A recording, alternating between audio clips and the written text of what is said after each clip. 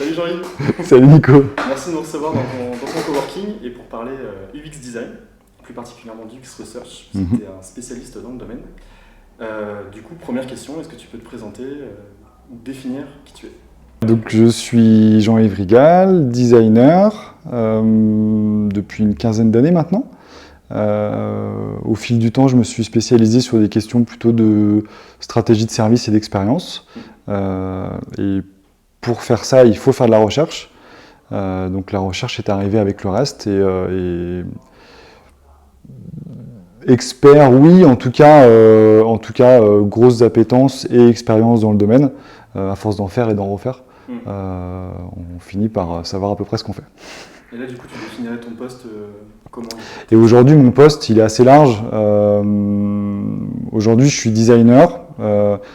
Même si je ne design pas d'objets ou d'espace, j'ai une vision assez globale du design et avec une forte appétence pour la stratégie et pour des questions d'usage.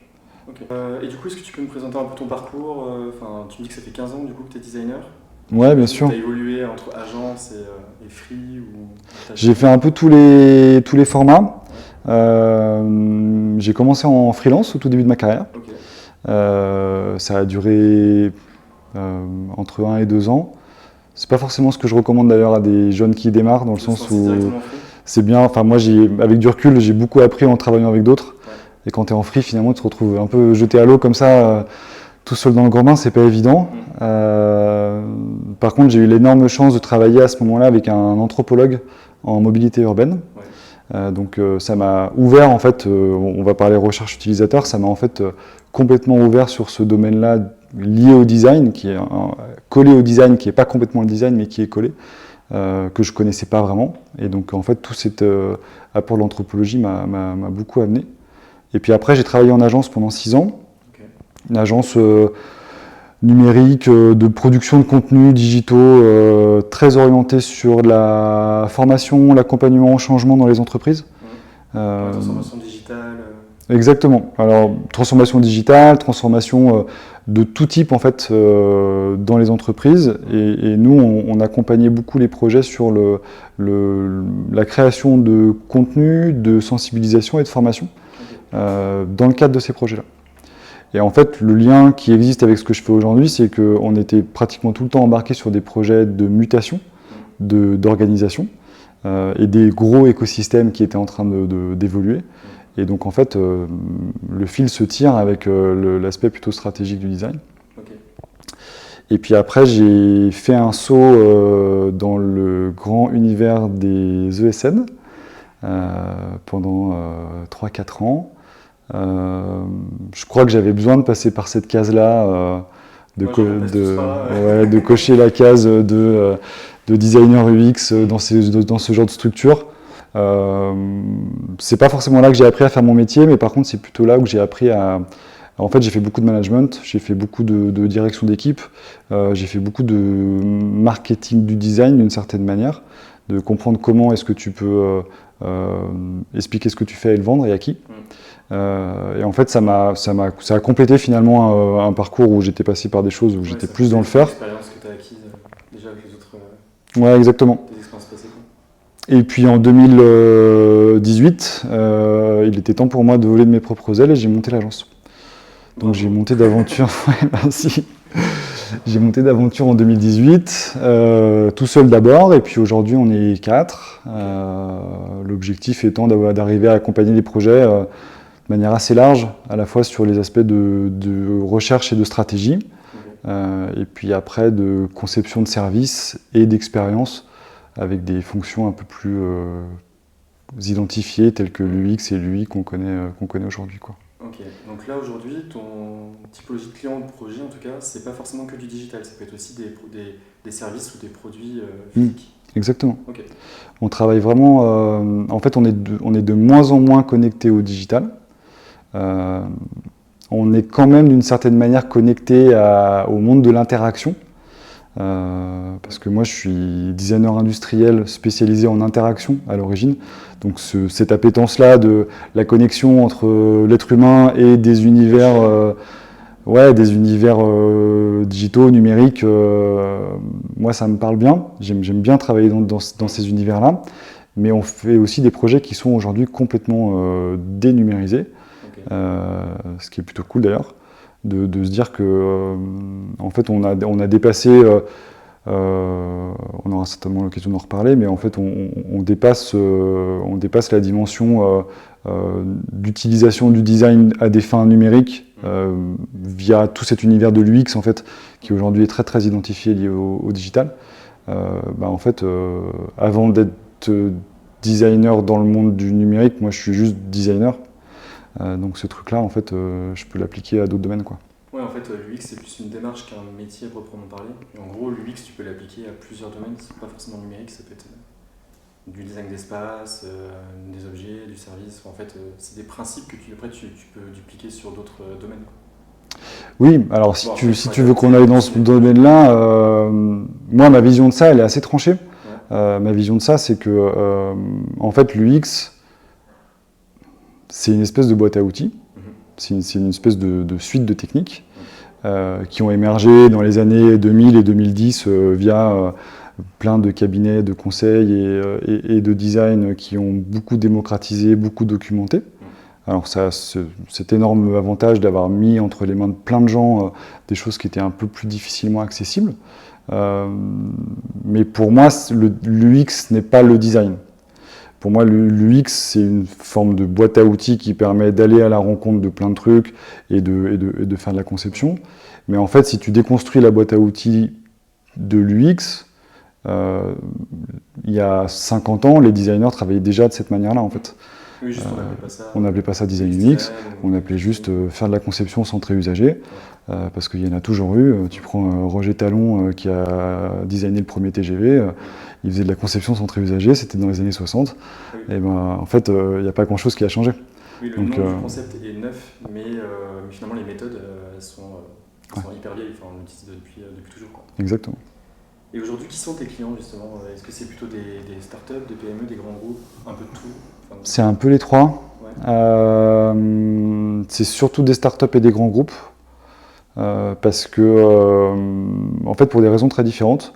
Les startups, ils viennent nous voir parce que comme on est des spécialistes de la conception d'expériences utilisateurs dans le monde du numérique, quand tu es une startup pure player digital, il y a un moment où en fait, il y a un moment charnière en fait où tu n'as pas forcément eu t'as pas les volants financiers pour arriver à internaliser la compétence de design.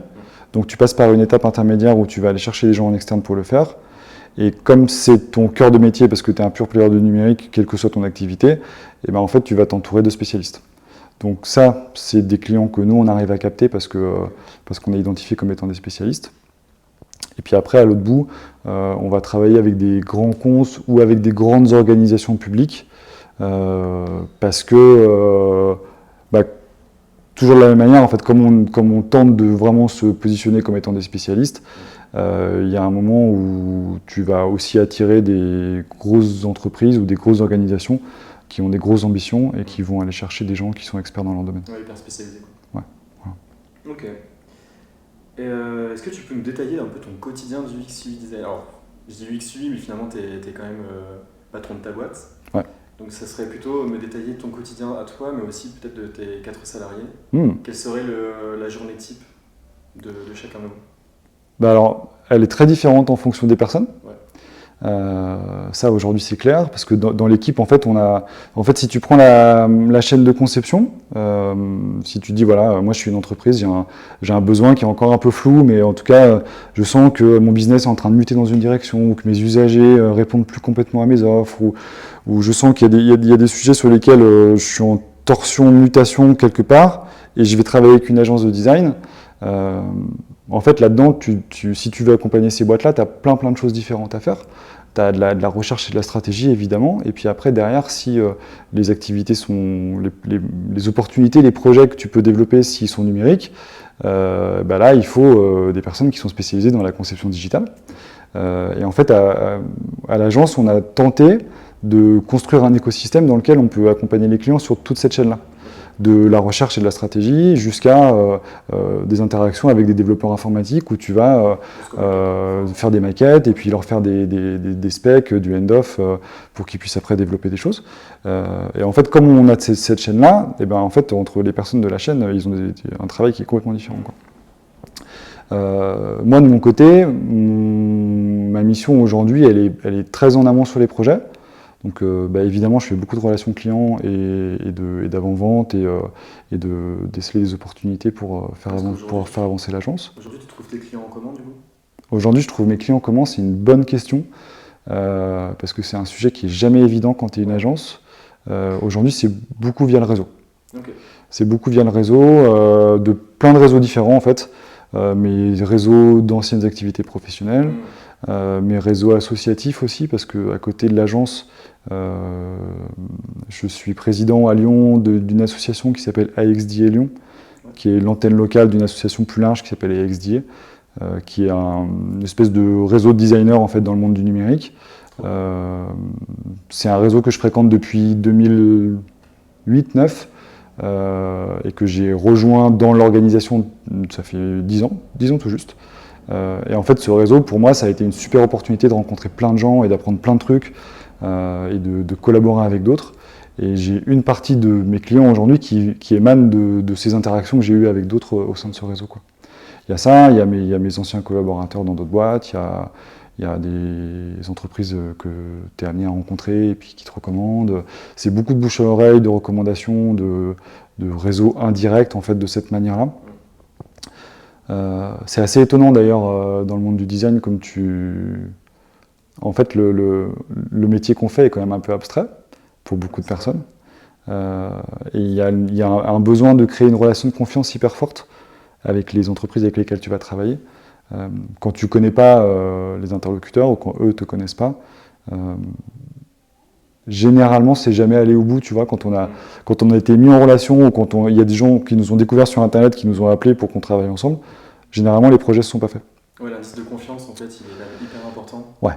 Et c'est mieux de voir en vrai, de discuter, même autour d'un café, d'une bière ou après une conférence. Clairement. Justement pour nouer cette petite relation de confiance et que tu puisses expliquer aussi concrètement ce que tu proposes, quoi. Parce qu'en plus, nous, ce qu'on propose aujourd'hui, c'est assez déroutant dans le sens où, comme on essaye d'être dans une approche très large et prendre les projets le plus en amont possible, c'est pas toujours possible, mais quand on arrive à le faire, de prendre les projets le plus en amont possible, en fait, on ne sait pas encore ce qu'on vend. Tu vois ce que je veux dire ? On ne sait pas encore où on va aller. On sait qu'on va aller quelque part, on sait qu'on fera de notre mieux pour aller dans une direction qui nous semble la plus appropriée, mais au moment où on engage nos clients pour travailler avec nous, on ne sait pas en fait ce qu'on va faire, la plupart du temps. Et comme tu pars dans cette direction-là, tu as besoin, le seul truc qui fonctionne, c'est d'avoir un facteur confiance hyper fort, quoi. Donc ça, c'est compliqué. Donc les clients, ils viennent, voilà, c'est beaucoup de réseaux. Ouais, c'est pareil, je le conseille aussi. Enfin, moi, ça marche aussi que par le réseau. Finalement, avec le recul, toutes les missions que j'ai eues, il y en a peut-être une où c'était via mon site. Tout le reste, c'est du réseau, de la recommandation. Donc je te rejoins, en fait, le réseau, c'est hyper important de sortir un peu de chez soi et de ne pas être derrière trop LinkedIn ou des réseaux comme ça à attendre que le client tombe. Et finalement, comme tu le dis, en plus, surtout pour de la recherche, ça demande quand même un peu un travail en amont de confiance. Donc, ouais. Ok, clairement. Trop bien. Maintenant, je vais te poser la question fatidique. Pour toi, qu'est-ce que l'UX Research ? C'est pas mal de choses différentes. C'est d'abord beaucoup de patience et d'empathie, je pense. Être capable de descendre en profondeur dans des sujets en mettant de côté tes a priori, en mettant de côté tes impatiences, tes idées toutes faites, les raccourcis que tu pourrais faire pour aller le plus vite possible d'un point A à un point B. C'est accepter que tu rentres dans un inconnu, en fait. Ça, c'est clair. Un inconnu humain, parce que l'idée de la recherche d'usage, c'est d'aller vraiment à la rencontre des humains, quoi, pour comprendre ce qu'ils ont dans la tête, leurs besoins, leurs envies, leurs peurs, leurs motivations. on travaille pas forcément que autour du besoin, on travaille aussi beaucoup autour de la motivation. Parce que finalement... Qu'est-ce que tu appelles motivation par exemple? Typiquement, ouais, complètement. L'année dernière, on a fait une grosse mission, tu en as parlé avec Justine d'ailleurs, coucou Justine. On a fait une grosse mission conjointement avec Justine pour un gros acteur de la course à pied. Ouais. C'est une grosse société française qui est dans le monde du running. Ils sont venus nous voir pour faire de la recherche utilisateur et du design de service, pour les aider en fait à imaginer l'expérience client du futur pour cette marque-là. Donc se dire, bah, ok, on se projette dans 3 à 5 ans, nous en tant que marque, qu'est-ce qu'on propose à nos clients comme univers serviciel, pas forcément que payant d'ailleurs. L'idée, c'est pas forcément juste de faire de l'augmentation de chiffre d'affaires, c'est se dire, bah, nous en tant que marque, comment on parle à nos clients, qui on est, quels services on leur propose, comment on les accompagne dans leurs activités de course à pied tout au long de la vie. Parce qu'en fait, généralement, quand tu fais de la course à pied, c'est pas un truc que tu fais une fois, c'est un truc que tu fais régulièrement, qui t'accompagne potentiellement pendant 5, 10, 15, 20, 30, 40 ans. Donc on était là-dedans, et en fait, on n'a pas forcément pris un axe qui était on va comprendre de quoi ils ont besoin. On a d'abord pris un axe qui était on va essayer de comprendre pourquoi ils courent. C'est quoi leur motivation à courir. Et en fait, en abordant le sujet de cette manière-là, on a apporté à notre client une connaissance hyper profonde, très sociaux en fait, sur pourquoi est-ce que ces gens-là vont se lever 3-4 fois par semaine à 6 h du mat ou les jours où il pleut et puis aller courir et faire 5, 10, 15 bornes et pourquoi alors qu'ils ont des douleurs aux genoux, ils continuent à courir parce que c'est ça la réalité en fait de la course à pied. Pas pour tout le monde, mais pour une bonne partie d'entre eux. Ouais, ils sont assez vénères, ouais, complètement. Et donc on est vraiment allé chercher les besoins, enfin pas les besoins, on est vraiment allé chercher les motivations profondes de pourquoi ils courent en fait. Et de ça en fait nous a fait émerger des personas qui étaient hyper intéressants parce que on parlait pas juste de Benoît il court 3 fois par semaine, il a des chaussures qui coûtent tant, qu'il a acheté dans tel magasin, etc. Mais on parlait vraiment de pourquoi est-ce qu'au fond de mes tripes je me lève le matin pour aller courir, quoi. Et en fait quand tu décèles ça, quand tu comprends ça, tu es beaucoup plus à même en tant que marque, tu es beaucoup plus à même derrière de développer des univers, des services, des produits qui vont pas juste être fonctionnalistes, mais qui vont vraiment parler aux gens, quoi. Trop bien. Je pense avoir la réponse, mais selon toi, la phase de l'UX Research, est-ce que c'est une phase qui est obligatoire dans le processus de conception? Ou est-ce que pour certains projets, notamment pour des petits projets, peut-être qu'il n'y en a pas besoin, enfin, quelle est ton opinion là-dessus? Ou est-ce que tu penses que l'UX Research doit être systématique? En fait, il y a plein de manières de faire de la recherche. Donc, en fait, si la question c'est de se dire est-ce qu'il faut dans tous les projets dépenser énormément de temps et d'argent en amont des projets à faire de la recherche avant de prendre le crayon pour dessiner un truc, quel que soit ce truc, moi, ma position aujourd'hui, c'est plutôt de se dire non, tu n'as pas forcément besoin sur tous les projets de passer par un truc qui soit exactement comme c'est écrit dans les livres, de dire il faut absolument faire tel truc de telle manière. Il y a plein de manières de faire de la recherche. Par contre, si ta question c'est se dire est-ce que dans tous les projets, il faut d'une manière ou d'une autre intégrer la vision des usagers par quelque moyen que ce soit, soit très en amont, soit très en aval, soit au milieu, soit les trois, soit à d'autres moments qui sont à écrire, là je te dis oui. Oui, parce que tu as trop de projets qui sont poussés par la technologie sans vraiment se poser la question de l'usage et qui en fait sont complètement inopérants ou contre-productifs. Donc ce truc-là, oui, pour moi, aujourd'hui, c'est une part indispensable du design, de se dire que, en fait, du design, mais même de la vie, en fait, il y a un truc... de centrer en fait l'utilisateur final dans la conception, ouais. Dans le produit, peu importe la taille du projet, peu importe le budget. Et après, finalement, la phase de recherche est plus ou moins longue, plus ou moins complexe en fonction du budget aussi et du projet. Tu vois, là, on a un projet en ce moment, on accompagne un territoire. Donc c'est un regroupement, je n'ai pas le chiffre exact, mais de environ 80 communes, un peu dans le sud de la France. Il se pose des questions de comment est-ce qu'on communique mieux avec toutes les parties prenantes qui constituent ce groupement territorial. Et il y a quelque temps, ils avaient fait une phase de recherche et de design de service qui avait abouti à une solution pour mieux communiquer auprès des parties prenantes.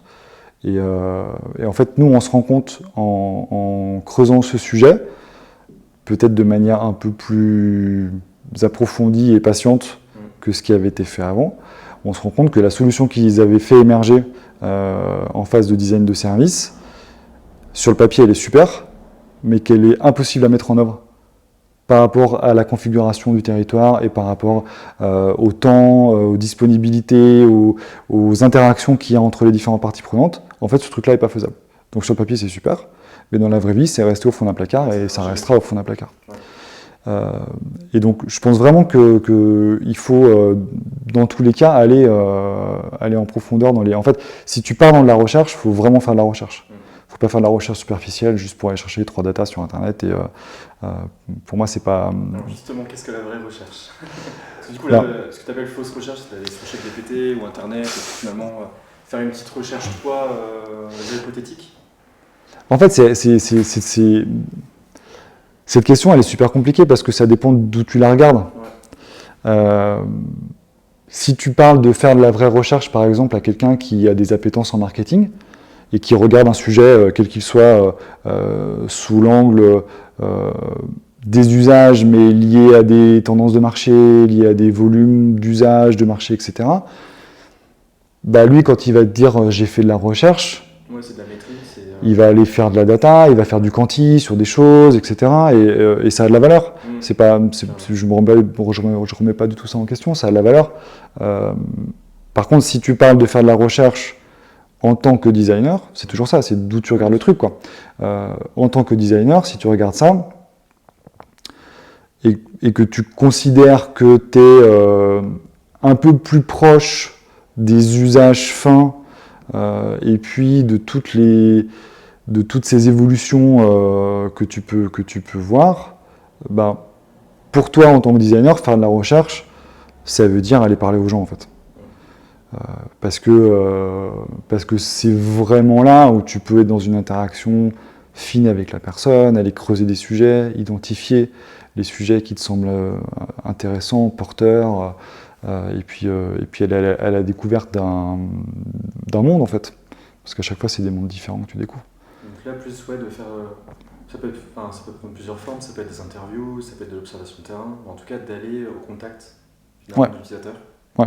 De soit l'observer, soit communiquer avec lui, en tout cas pour récolter de la donnée plus quali par rapport à... Ouais, même si après il y a d'autres formes de recherche que nous on mène aussi, et qui ont de la valeur et qui ne sont pas ce genre de recherche interview, tu vois, ça nous est arrivé sur certains projets numériques de faire du testu en ligne avec des solutions comme Maze par exemple, à faire des tests utilisateurs sur des volumes assez importants de personnes.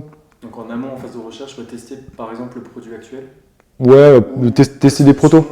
Tester des protos dans des phases de conception. On se dit à un moment donné, là on fait une pause dans la phase de conception, on fait une phase de test avec un outil comme Maze, on apprend et puis après on finit. Ça c'est des choses qu'on peut faire. Ça nous arrive aussi de faire des questionnaires quantitatifs sur des panels importants de personnes. L'année dernière, on a mené un projet pour un syndicat professionnel. On a fait une étude quanti qui était hyper riche auprès de 4500 personnes. On ne s'attendait pas à ce que ce soit autant. En fait, on a mis en place une structure méthodologique et d'outils pour mettre ce quanti en place. C'est le syndicat professionnel qui a communiqué sur l'étude auprès de ses adhérents. Ça a bien marché. Et en fait, on a eu énormément de réponses parce qu'il y avait une énorme appétence de la part des adhérents pour échanger, Voilà, c'est cette brèche en fait qu'on a ouverte pour aller à leur rencontre et en fait juste comprendre comment ils allaient a été une brèche qui s'est ouverte comme ça et en fait on a eu énormément de réponses, c'était hyper riche. J'imagine, même pour le traitement des données, ça n'a pas dû être ouais, c'est pas évident. très simple. En fait c'est un vrai sujet, tu vois, parce que nous typiquement on n'est pas un cabinet statistique. Donc on n'est pas équipé comme des cabinets statistiques pourraient le faire. On n'est pas équipé en termes d'outils et même en termes de compétences, tu vois, en termes de connaissances en fait du traitement de la data. Ouais, même si c'est des sujets qui nous intéressent, on est quand même un peu limité.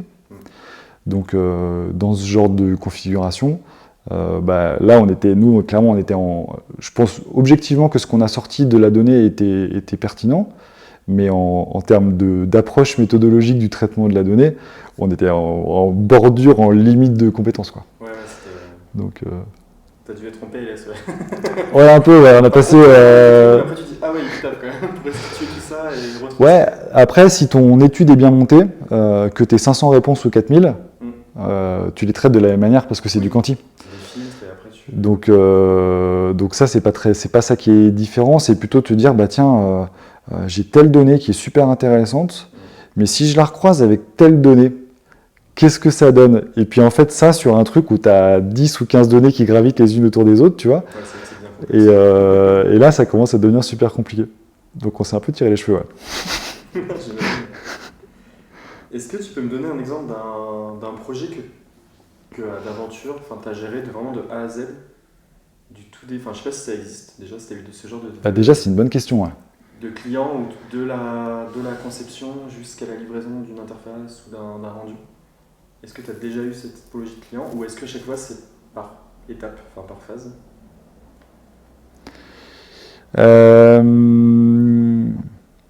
En fait, aujourd'hui, par rapport à ce que fait l'agence, de côté très recherche et stratégie, jusqu'à la livraison de projets numériques, sur toute cette chaîne de valeur-là, aujourd'hui, on n'a aucun projet sur lequel on a couvert toute la chaîne avec un projet. Ça, c'est pas arrivé.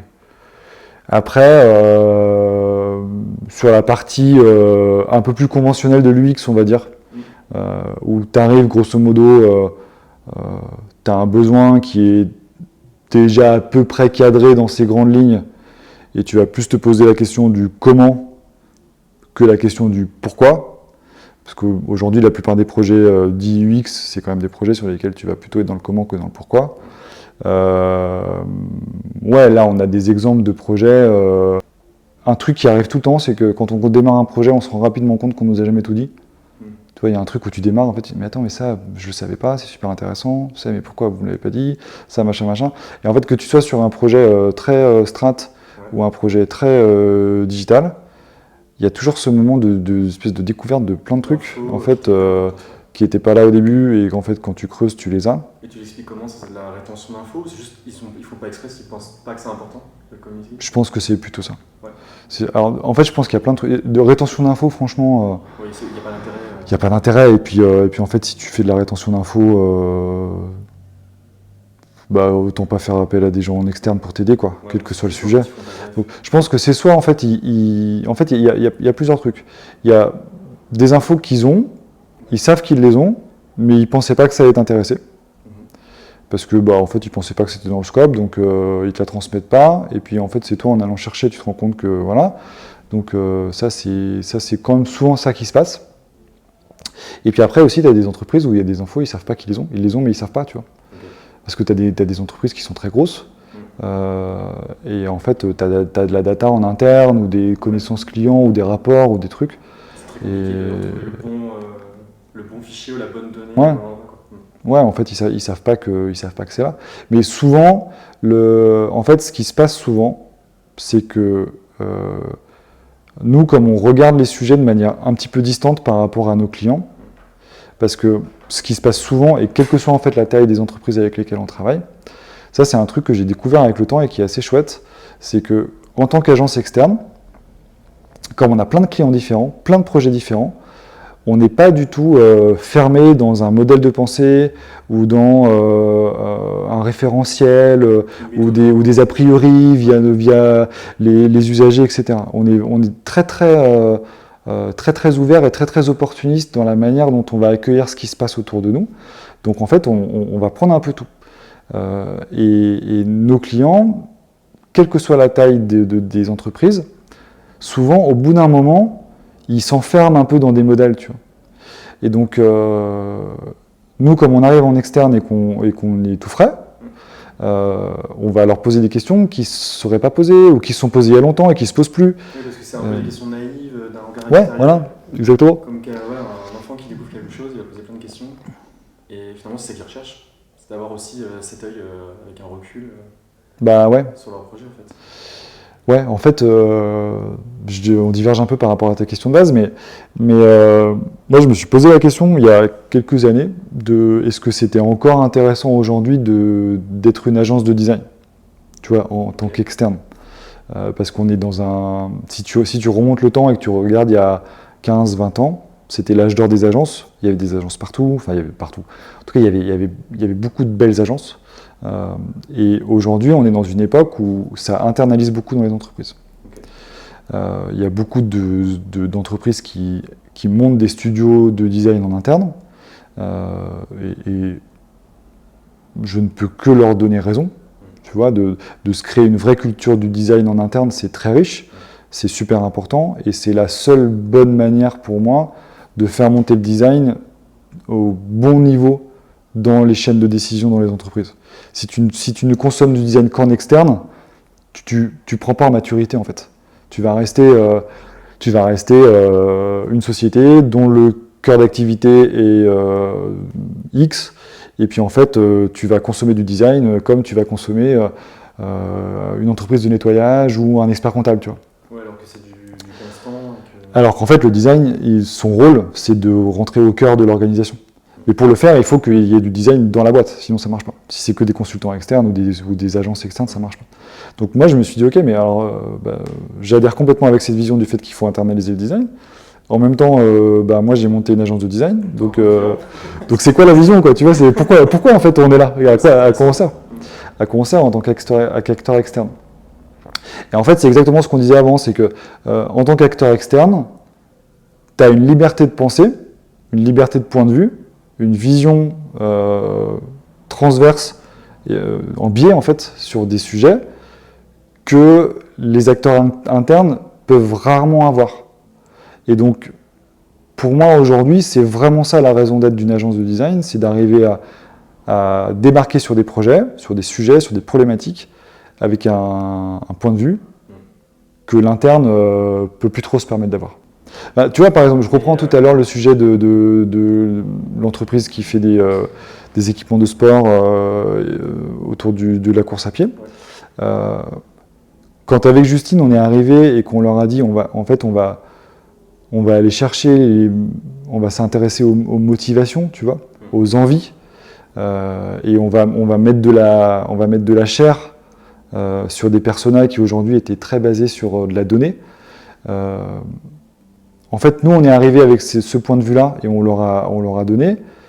Je suis même pas sûr qu'ils avaient vraiment conscience de ce manque.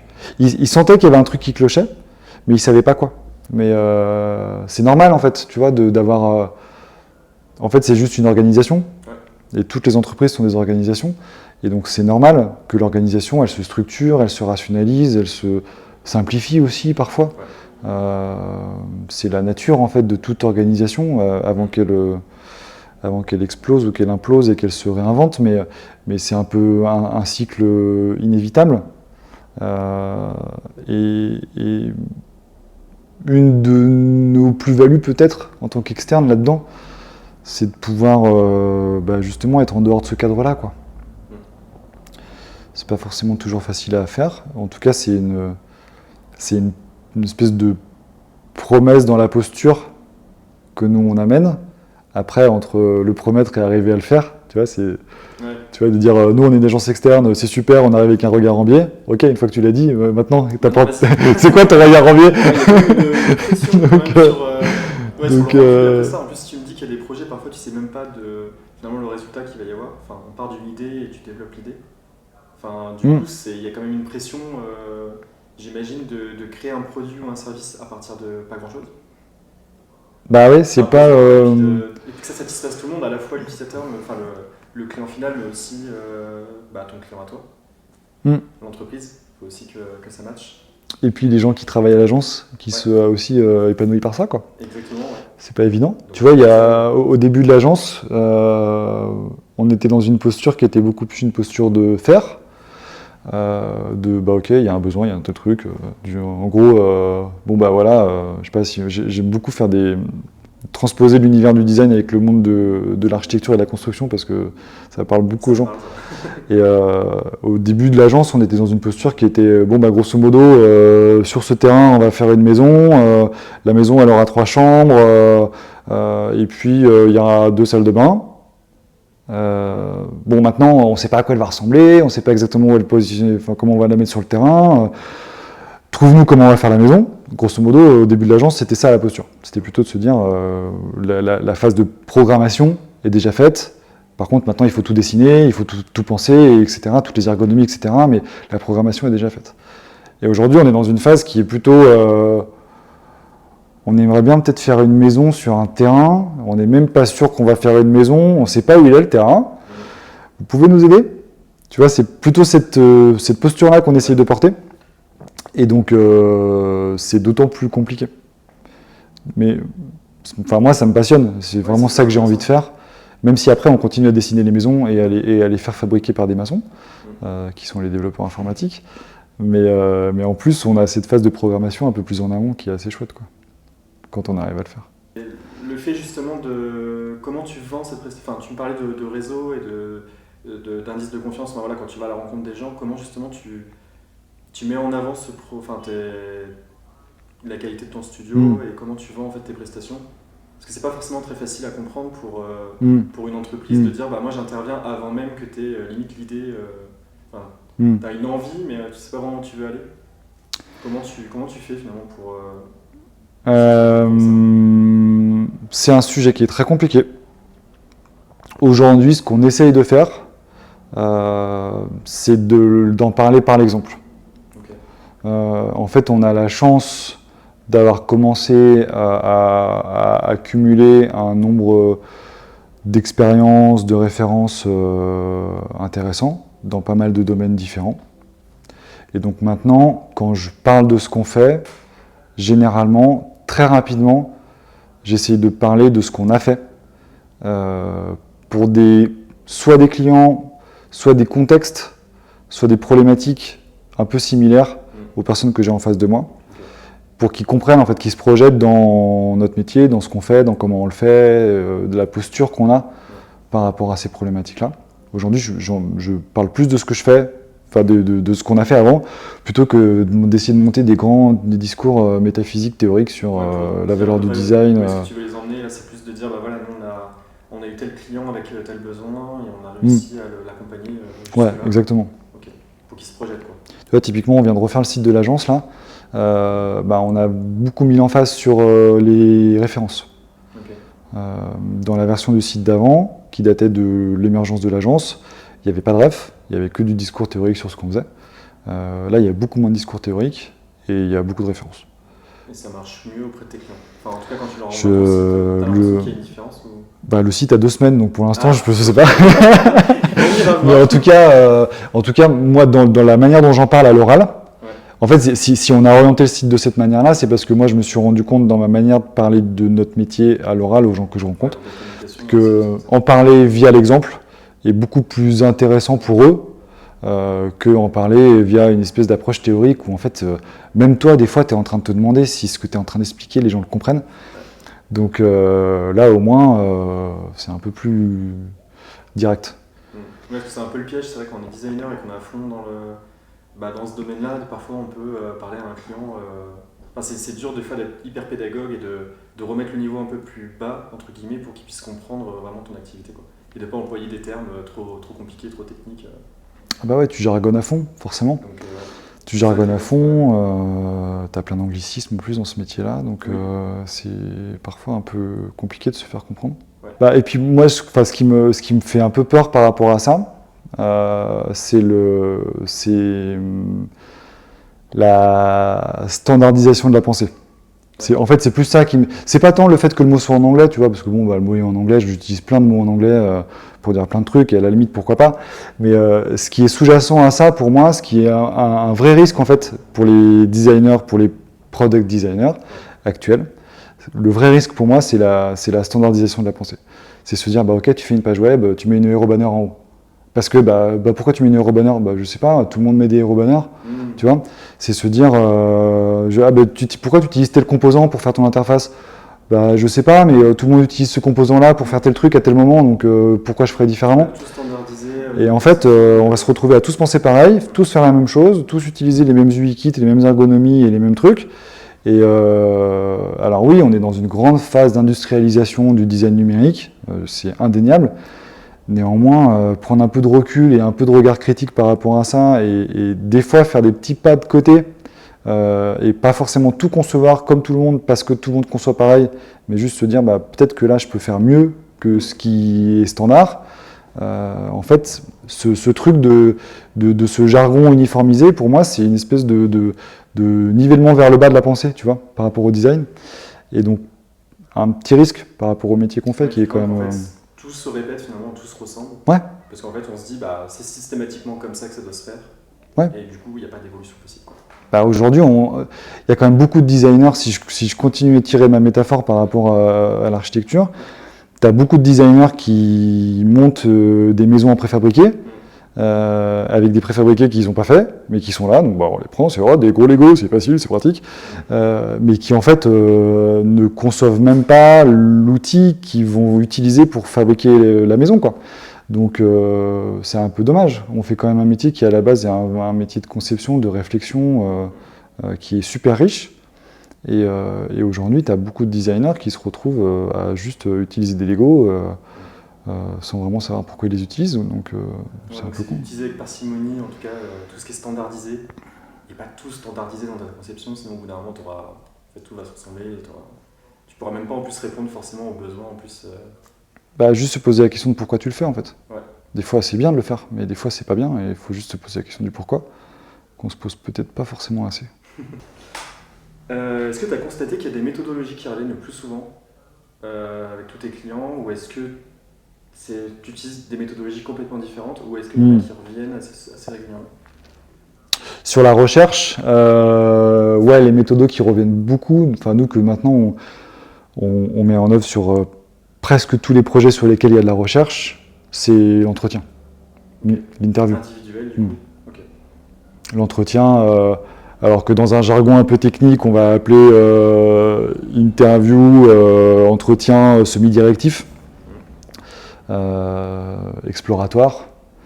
Ça, c'est un truc qu'on met en œuvre aujourd'hui sur pratiquement tous les projets sur lesquels il y a de la recherche.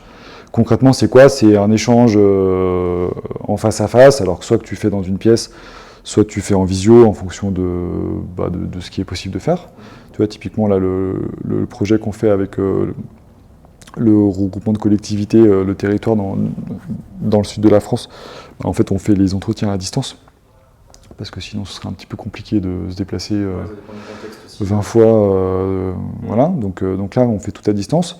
Mais par contre, c'est de la visio, c'est qualitatif parce que c'est vraiment en face à face, avec une deuxième personne de l'équipe qui est là pour faire de la prise de notes. Et ça, c'est une méthodologie qu'on met en œuvre sur presque tous les projets de recherche, parce que c'est hyper riche. Donc voilà. Après, un truc dans lequel on a nous, en tant qu'agence, développé une vraie expertise, c'est les tests utilisateurs. On a la chance de travailler pour un industriel dans le monde du petit électroménager, pour qui on fait beaucoup de tests sur recrutement, en salle de test avec Vitsentin, avec caméra, etc. Donc, on a. Exactement, parce qu'ils ont des fortes attentes en termes de. Là, on est vraiment dans l'univers de l'optimisation de l'utilisabilité. On n'est pas dans la recherche en amont où tu vas te poser des questions métaphysiques sur le pourquoi est-ce qu'on va faire ce projet et à quoi il va servir. On est beaucoup plus en aval dans les phases de conception, quand tu as déjà fait beaucoup de choses, en fait, conçu beaucoup de choses, et qu'à un moment, avant d'aller plus loin, avant d'aller trop loin, tu vas te poser la question de « Ok, est-ce que mon truc, il est vraiment utilisable par les personnes qui s'en servent ?» Donc là, tu as des méthodologies de test qui permettent de faire du test d'utilisabilité, qui sont très normés, très carrés, sur base de protocoles qu'on rédige, et qui nous permettent sur des panels de une dizaine de personnes. On n'est pas du tout en train de tester la raison d'être du produit. On n'est pas du tout en train de tester l'appétence en fait, ou la manière dont le client potentiel va recevoir le produit. On est vraiment en train de tester sur est-ce que cette personne qui correspond grosso modo à la personne, en tout cas par rapport à un cahier des charges de persona qu'on a pu faire, est-ce que cette personne qui est potentiellement la personne qui achèterait ce produit demain est capable de l'utiliser pour faire ce qu'il faut faire avec. Voilà. Donc, grosso modo, dit dans des termes pas trop jargonnés. Il y a un parcours précis. Exactement. Plusieurs missions. Il y a des objectifs, il y a des missions en différentes phases, avec une position de neutralité maximum par la personne qui fait passer les tests, d'observation, de prise de notes, de comprendre à des moments critiques pourquoi ça bloque ou pas, et après de pouvoir remettre à nos clients, des comptes rendus de ce qui s'est passé et des pistes d'amélioration. Ce qui est intéressant, c'est qu'en fait, ce truc de l'utilisabilité, tu pourrais très bien confier des tests d'utilisabilité à des gens qui ne sont pas designers, parce qu'au fait, tu n'as pas besoin d'être designer pour faire de l'utilisabilité, enfin pour faire des tests en tout cas sur l'utilisabilité. Mais par contre, comme nous, on est agence de design, on est aussi capable de faire des précaux d'amélioration sur la base de ce qu'on a vu qui n'a pas bien marché. Donc à la limite de corriger. Et puis de faire des itérations sur ce genre de trucs. Et puis en amont, ce qui est intéressant, enfin moi ce que j'aime bien dans ce genre de projet, c'est toute la partie préparation des tests, toute la partie rédaction du protocole, parce que tu te projettes vraiment, déjà tu essaies de comprendre ce qu'il faut aller tester, parce qu'en fait, ok, on dit test d'utilisabilité, mais déjà identifier potentiellement les points bloquants, tu vois, les trucs qu'il faut aller voir, les trucs sur lesquels l'équipe projet se pose des questions peut-être depuis un moment, etc., pour pouvoir les mettre au cœur de ce qu'on veut tester. Après, il faut imaginer les configurations, les contextes, pour pouvoir mettre l'usager qui teste dans cette situation-là. Donc, quelle histoire on va lui raconter, dans quel contexte on le met, quels objectifs on va lui confier pour qu'il puisse se retrouver dans une posture où il va tester ce qu'il faut tester. Donc, ce que tu appelles un protocole de test, en fait, c'est un document qui permet à toi de te guider pendant ce test-là. Exactement. De définir les objectifs, qu'est-ce qu'on va chercher, qui sera recruté, et même qu'est-ce que tu vas dire à l'oral. J'imagine. Oui, exactement. Tu vas dans ce niveau de détail aussi. On est dans une démarche, alors qui n'est pas une démarche scientifique. On ne va pas du tout se targuer d'être scientifique parce que c'est encore un autre niveau et on ne va pas rentrer là-dedans. Mais en tout cas, on est dans une démarche, quand on fait des tests d'utilisabilité, suffisamment sérieuse pour arriver à reproduire le même environnement pour les X tests qu'on va faire. On fait ça parce qu'en fait, si on ne le fait pas, de test en test, tu vas créer des contextes différents et donc tu n'es pas sûr en fait que tu vas pouvoir comparer les résultats que tu vas avoir. Donc typiquement, tu vois, si ton objectif sur un test, c'est de trouver comment démarrer un appareil par exemple, et puis que dans l'intitulé que tu vas donner à la personne pour l'inviter à trouver comment démarrer l'appareil, si à un moment donné, tu donnes aucune indication sur comment il marche, et puis que en fait, par erreur, sur un autre test, tu vas légèrement guider plus la personne, en fait, les deux tests ne sont pas comparables. Si tu rédiges tout à l'avance, au moins tu es sûr que... Alors forcément, il y aura du biais, il y a toujours du biais. Il y a toujours plein de biais dans les tests, mais par contre, tu es sûr que les biais seront les mêmes à chaque fois. Donc tu pourras comparer les résultats. Donc en fait, c'est cette démarche-là qu'on essaie d'avoir. Donc effectivement, on passe dans ce cas-là par un document texte rédigé en fait, avec des étapes bien identifiées, les objectifs, les éléments qu'il faut observer, ce qu'on en attend, etc. Pour arriver à mener ça. Avant le protocole et avant de faire les tests, il y a toute la phase de recrutement. Ouais. Là, tu me parlais de l'entreprise. Bon, je pense que du coup, c'est eux qui ont dû peut-être recruter ils se sont peut-être débrouillés pour avoir les utilisateurs finaux. Mais dans d'autres cas, c'est peut-être à toi de venir les chercher. Comment ça se passe au niveau du recrutement pour trouver les bons utilisateurs, justement? En fait, ça dépend vraiment des projets. Ouais. On n'a pas une recette toute faite parce que en fait, les recettes toutes faites, ça ne marche pas. Ça dépend des sujets.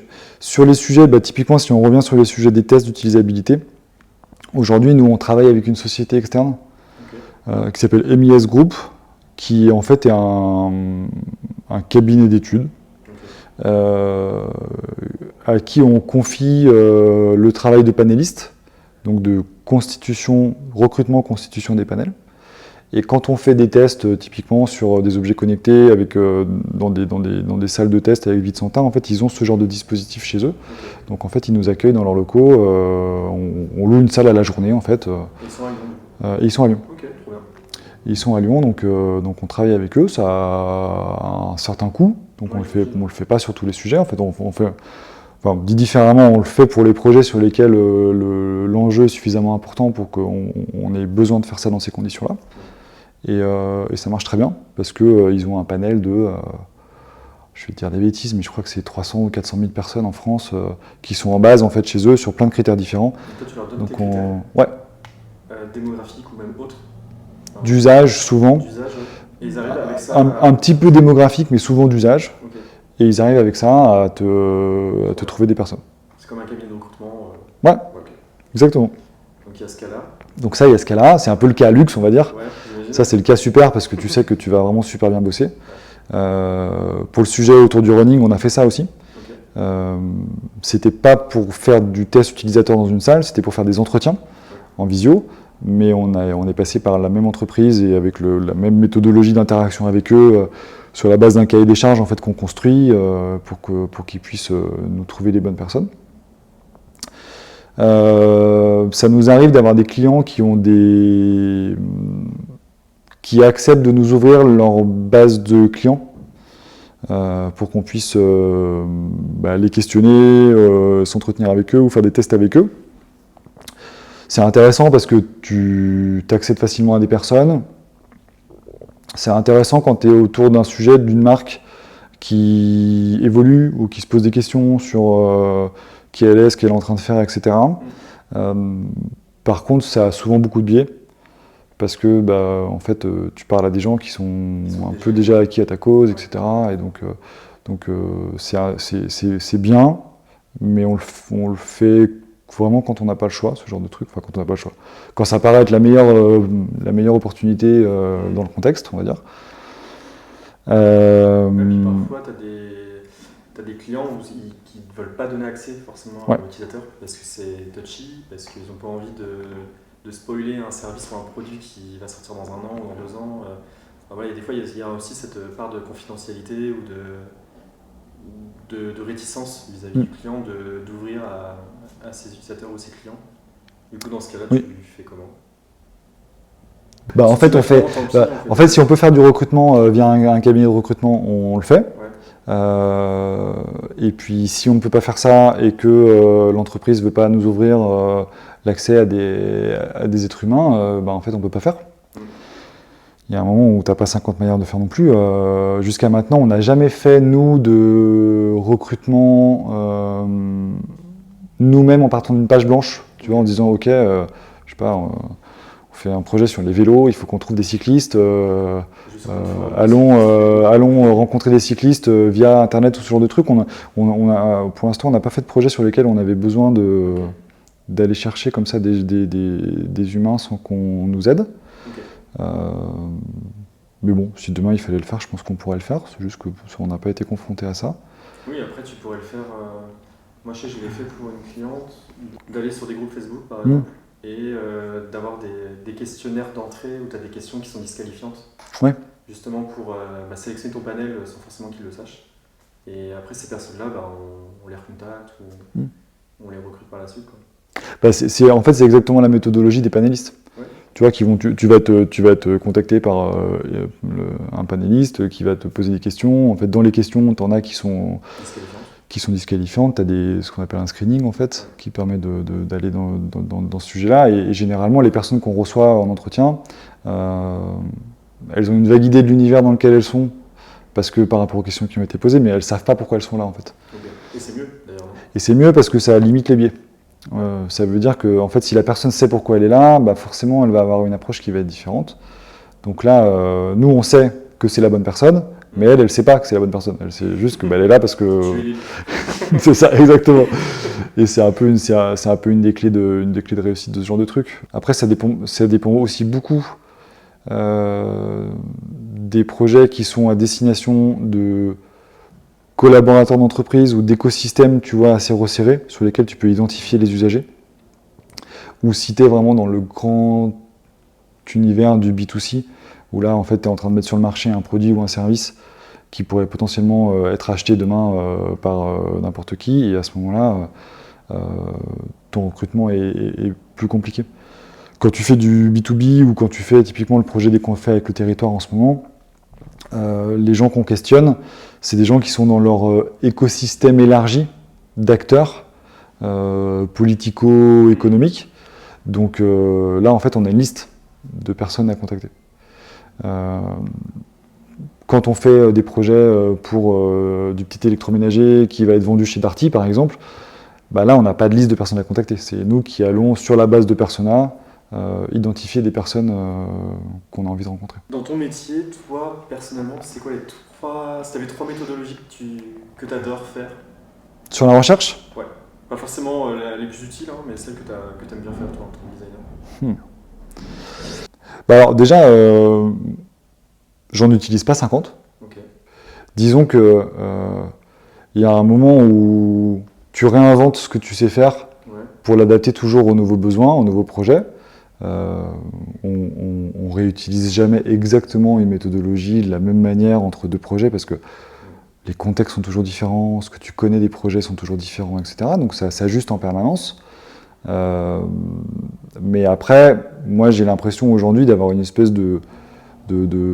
c'est pas une boîte à outils, mais c'est une espèce de vision de ce que je recherche qui fait que je vais réutiliser des trucs et puis un peu adapter, tourner autour, etc. Tu as une base en fait de méthodo que tu réadaptes ou tu modules en fonction de la situation, quoi. En fait, la base de méthodo, tu vois, quand tu parles de recherche, la base de méthodo, elle est assez simple.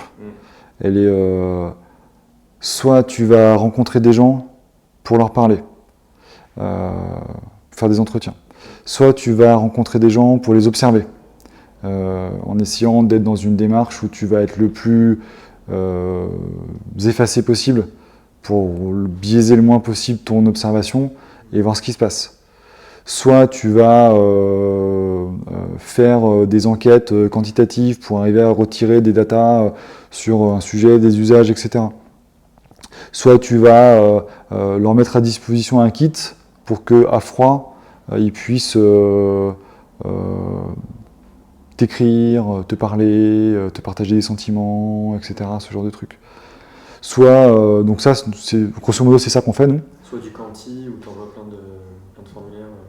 Ouais, tu fais du quanti et puis tu vas chercher des données par rapport à ça. Grosso modo, c'est ça un peu notre champ d'action autour de la recherche. On fait de la recherche qui est très orientée sur les interactions avec les êtres humains. On fait pas aujourd'hui... En fait, comme on intervient sur peu de projets web, dans notre boîte à outils de la recherche, par exemple, il n'y a pas Google Analytics.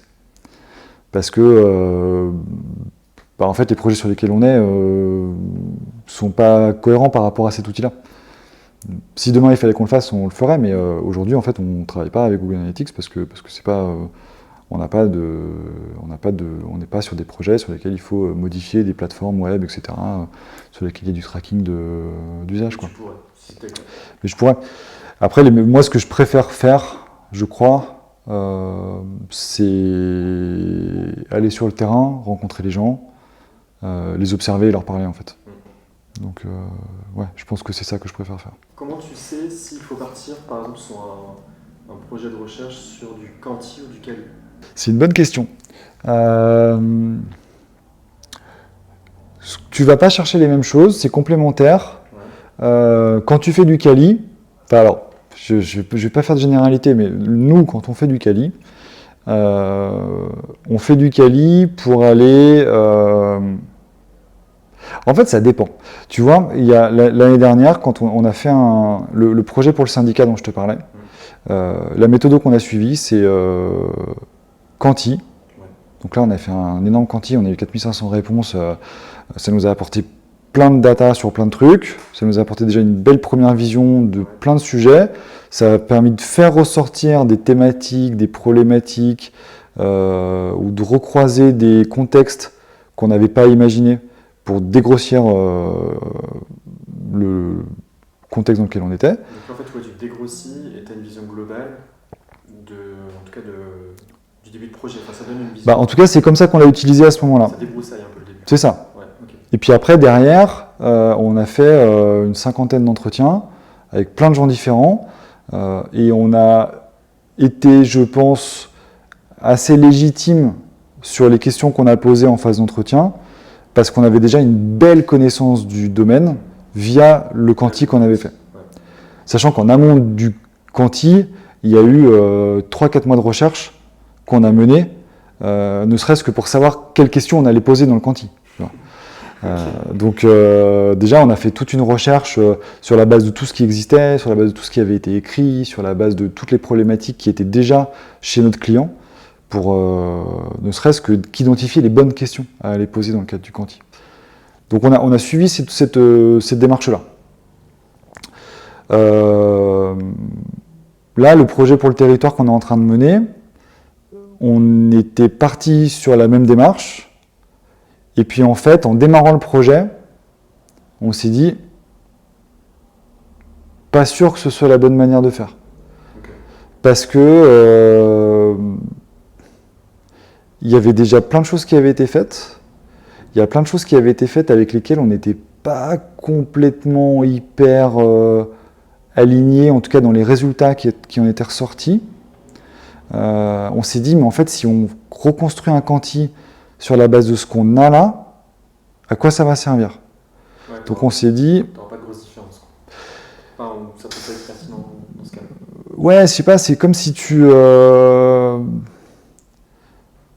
En fait, on serait allé chercher des choses qui étaient déjà en face de nous, tu vois ce que je veux dire? Okay, ouais. On aurait certainement rien amené de vraiment nouveau. Donc on s'est dit, en fait, c'est pas comme ça qu'il faut qu'on bosse. Parce qu'on n'a pas la bonne vision. Donc en fait, on s'est dit, on va faire les entretiens qu'on avait prévus après, on va les faire avant.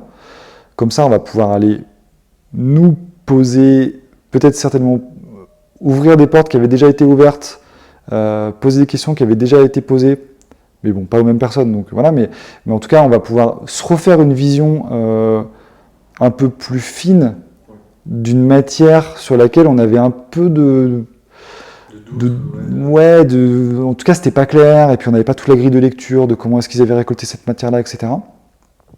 Donc on a préféré faire les entretiens, se refaire un vrai beau point de vue sur le sujet, et après, c'est même pas sûr qu'on fasse le quanti, tu vois. On verra. En fait, on verra en fonction de ce qui ressort, si la matière qui est là est suffisamment pertinente pour imaginer des choses avec, ou s'il faut remettre une couche de recherche et faire du quanti. Donc en fait, ça dépend... Enfin, pour toi, en tout cas, ça dépend du point de départ, en fait. Ça dépend du point de départ et ça dépend des sujets. Ouais. Ça dépend de ce que tu vas chercher. En fait, le quanti, c'est super parce que tu peux avoir un très grand panel de personnes. En fait, tu peux savoir ce que pense un très grand panel de personnes. Mais par contre, tu ne vas pas savoir pourquoi ils le pensent. Tu vas juste savoir, je sais pas, moi, on a découvert que 54% des gens préféraient les vélos blancs. Pourquoi, on sait pas. Mais pourquoi est-ce qu'ils préfèrent les vélos blancs? Est-ce que parce qu'ils sont plus discrets, ils sont moins volés? Est-ce qu'ils vont plus vite? Est-ce que socialement parlant, je sais pas, moi, il y a un truc autour d'avoir un vélo blanc qui est, tu vois, c'est plus stylé? Ou est-ce que, je sais pas, moi, il y a un champion de vélo qui est toujours en vélo blanc, donc tout le monde veut un vélo blanc? En fait, ça, tu peux pas le savoir, tu vois, dans le quanti. Tu vas juste te dire, tiens, 54% des gens préfèrent les vélos blancs. Et donc, c'est très complémentaire. Mais si tu vas pas poser la question du pourquoi, bah, en fait, tu passes un peu à côté des trucs, quoi. Donc, je pense que le rôle du designer, c'est quand même d'aller questionner les pourquoi. Donc voilà, c'est deux méthodes qui sont complémentaires, qui apportent deux visions différentes du même sujet. Tu vas pas chercher les mêmes choses avec. Tu sais, tout à l'heure, on parlait du fait qu'on fait, en fait, maintenant, on fait quand même pas mal d'entretiens dans les logiques exploratoires au début des projets. On fait beaucoup d'entretiens en visio, parce que c'est vachement plus simple à mettre en œuvre, etc. Surtout quand les gens sont loin. Et là, sur un projet actuel, en fait, ce qui est assez cool, c'est que Anne et Amandine, elles ont imaginé un truc où, en fait, quitte à faire un entretien en visio, on utilise Miro. Okay. Donc il y a un moment, c'est pas sur tout l'entretien, parce que l'entretien il dure 1 heure, mais sur un moment de l'entretien, il y a du partage d'écran qui se fait. Donc la personne qui est à distance, elle se connecte pas sur Miro, c'est pas l'objet, mais en tout cas on lui partage l'écran. Okay. Et il y a 2 bords Miro en fait avec des espèces de schémas dans lesquels ils viennent poser des idées.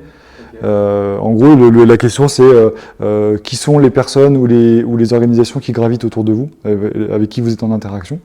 Donc tu as 3 cercles concentriques, ceux avec qui tu parles grosso modo tous les jours, toutes les semaines, tous les mois. Okay. Donc c'est hyper visuel. Et en fait, tu crées des post-it dans Miro, tu dis bah tiens, j'échange 1 fois par semaine avec tel organisme, paf, tu fais le post-it, tu le mets dans le cercle concentrique de la semaine.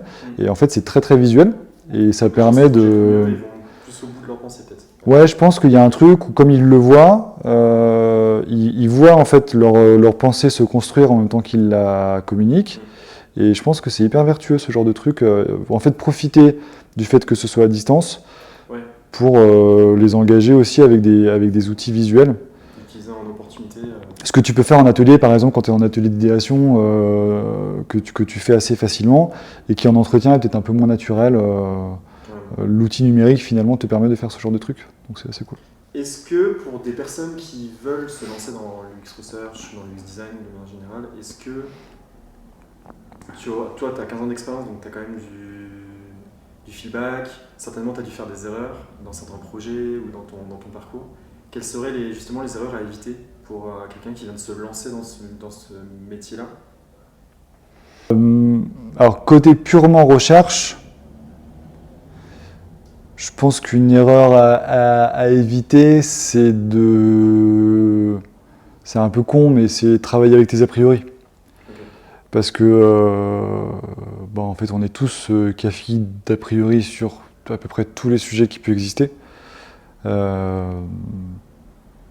Et souvent, en fait, on est un peu à côté de la plaque, ou comme tout humain, même si on fait peut-être un peu plus preuve de distance que d'autres personnes, parce qu'on est toujours un peu en train de faire ses allers-retours dans les sujets, mais malgré tout, comme tout humain, en fait, on regarde le monde avec nos yeux à nous, quoi. Donc il y a un moment où faut pas non plus se faire trop confiance par rapport à ça. Tu vois, par exemple, on a fait un projet sur le client avec qui on travaille sur le petit électroménager. On a fait un projet sur un grill à viande. Le persona, c'était un persona qui était beaucoup issu de données marketing. C'est des gens qui mangent de la viande 5 à 6 fois par semaine. Ok, tu vois. Énorme. Il y en a encore en fait, des gens comme ça. Et en fait, si tu fais preuve de préjugés ou d'a priori, t'imagines le gros américain. En fait, tu pars dans des directions qui sont complètement débiles, alors qu'en fait, quand ces gens, tu les rencontres, la vision est complètement différente de ça, quoi. Donc, il y a ce truc-là, qui, je pense, est important, de vraiment arriver à être très, très ouvert et très, très objectif. Ça, c'est sur la partie recherche. Et si on élargit un petit peu sur la pratique du design, je pense que les méthodes, c'est bien, mais que ce n'est pas les méthodes qui font le designer. Et aujourd'hui, moi, ce que je regrette un petit peu, c'est que je vois beaucoup de... alors, en fait, ce n'est pas la faute des gens, tu vois, mais il y a beaucoup de promesses qui sont faites autour du métier du métier de designer, qui sont à base de... si tu maîtrises les méthodes, tu seras un bon designer. il y a beaucoup de gens qui finissent par y croire, parce que forcément on leur bourre le mot avec ça. Je suis pas du tout d'accord avec ça, tu vois. Il y a un truc où les méthodes c'est bien. En fait, c'est comme un, je sais pas moi, c'est comme un menuisier, s'il n'a pas les bons outils, il va jamais faire du travail de qualité, c'est clair. Mais c'est pas parce qu'il a les meilleurs outils qu'il sera un bon menuisier. Bah là, c'est pareil. C'est pas parce que tu as fait les formations de ouf aux États-Unis ou je sais pas quoi, machin, que ça veut dire que tu vas être un bon designer. Ça se trouve, tu vas être un super designer, parce que tu auras, en plus d'avoir le super câblage et la super manière de voir les choses, et les super idées, en plus, tu auras la meilleure boîte à outils du monde, mais par contre, tu auras peut-être une boîte à outils et tu sauras rien en faire. Alors attention, hein, quand je dis ça, c'est pas du tout moralisateur et je considère pas du tout être le meilleur designer du monde. Loin de là. Mais par contre, je pense qu'aujourd'hui, il y a trop de gens qui se reposent sur le fait qu'à partir du moment où ils ont les bons outils, ils arrêtent de se poser les vraies questions. Et ils arrêtent de se poser les questions de fond en fait, sur les questions d'usage, les questions de pourquoi on fait ces projets, les questions de à quoi ils servent, à qui, quand, etc. Et dans quel écosystème se positionne ce projet, est-ce que ça répond à des valeurs que j'ai envie de soutenir, qu'est-ce qu'il y a derrière, etc. Et en fait, la boîte à outils, elle fait pas tout, quoi. Et j'en veux un peu aux écoles par rapport à ça, qui te vendent des trucs comme quoi ils vont te mettre la boîte à outils entre les mains et en 2 ans, tu vas maîtriser la boîte à outils, ou en 3 mois, et tu seras le meilleur designer du monde parce que tu auras fait la formation estampillée par tel truc, alors qu'en fait, c'est pas vraiment comme ça que ça se passe, quoi. Et ça, justement, pour bien utiliser les méthodes et les outils, de la meilleure manière qui soit, il faudrait faire quoi en fait? C'est via l'expérience? C'est à force de les tester, ou c'est juste une posture de se dire, bah voilà, faut tout le temps se mettre dans une démarche de j'applique pas bêtement en fait une méthode à telle phase, mais plutôt je me pose la question du pourquoi, du comment. C'est plus se poser en fait des questions pour mettre le bon outil en face, en fait, si je comprends bien. Bah, en tout cas, moi, c'est comme ça que j'essaie de travailler. Ouais. Et encore une fois, c'est pas moralisateur, et je suis pas en train de dire qu'il faut que tout le monde fasse la même chose, loin de là. Ce que j'essaye de faire, moi, humblement, en tant qu'être humain qui tente de pratiquer le design, c'est de tout le temps me poser la question de savoir si ce que je suis en train de faire là maintenant, c'est vraiment ce qu'il faut que je fasse là maintenant. Okay. Si c'est bien adapté à la situation. Si c'est bien adapté à la situation, à la question que je me pose. Tu vois, c'est pareil quand tu montes un atelier, par exemple. Grosso modo, tu as 2 manières de monter un atelier. Soit tu te dis, alors j'en suis à tel moment du projet, dans le livre, ils me disent qu'il faut faire tel atelier, je vais faire tel atelier. Ça, c'est la méthode A. Et puis la méthode B, c'est de se dire, ok, aujourd'hui, je sais tout ça, c'est dans telle direction que j'ai envie d'aller, c'est quoi les meilleurs outils qui me permettent d'aller dans la direction dans laquelle j'ai envie d'aller. Et en fonction de tout ce que j'ai dans ma boîte à outils, notamment d'atelier, si je mobilise telle méthode, qu'est-ce qu'il en ressort? Si je fais tel atelier pendant 3 heures avec des gens, c'est quoi que j'ai à la fin? Est-ce que c'est ça que je veux à la fin? Ou est-ce que c'est autre chose? Ou est-ce que c'est un peu de ça, mais pas complètement? À ce moment-là, ok, je vais prendre un bout de ça, mais je vais peut-être le twister avec autre chose pour faire différemment. Et en fait, alors je sais que c'est compliqué quand tu commences, parce que quand tu commences, tu as besoin de te rassurer, tu as besoin de te dire, ok, j'ai appris à faire tel truc, je vais mettre en pratique tel truc, parce que je suis qui, moi, pour remettre en question les méthodes de tel gourou du design, si tel gourou du design m'a dit qu'il fallait faire comme ça, je suis qui, moi, pour faire différemment, je vais faire ce qu'on m'a dit de faire. C'est clair que quand tu commences, c'est super compliqué de sortir de cet état d'esprit-là. Et puis en plus, on est dans un métier, je pense, où il y a plein de gens qui sont avec une forte sensibilité globale à l'environnement. Enfin, quand je parle d'environnement, je ne parle pas forcément d'écologie, je parle de tout ce qu'il y a autour de nous. Je pense qu'on est dans un métier avec des gens qui ont peut-être un peu plus de sensibilité globale que dans d'autres domaines. Et d'une certaine manière, ces gens-là, ils se remettent beaucoup en question. Et donc, tu as peut-être un peu plus de syndrome de l'imposteur dans le monde du design que dans d'autres domaines d'activité. Ouais, et donc c'est compliqué de se dire, ok, aujourd'hui je maîtrise suffisamment ce truc-là pour dire, ok, non, j'arrête de suivre à la lettre ce qu'on me demande de faire, je prends du recul, je fais preuve de critique et je réinvente ma manière de travailler, quoi. Mais même si c'est compliqué, c'est un peu ce qu'il faut faire, quoi. Parce que se dire que tu vas suivre à la lettre ce qui est écrit dans les bouquins ou ce que la méthode X ou Y tu as apprise à faire. Ouais, ça va un temps, mais après ouais, et puis en fait, tu réponds pas à toutes les questions qu'on te pose en faisant ça. Donc en fait, il faut limite prendre un peu de risque, entre guillemets, de parfois s'écarter un peu de la standardisation de l'UX où on te dit, bah voilà, à telle étape, tu fais telle méthode, etc. Et de se poser vraiment les vraies questions, de voir si la méthode est vraiment adaptée, de voir s'il correspond le mieux.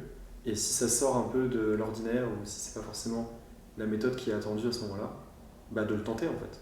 Si tu t'es posé justement toutes ces questions, c'est justifié.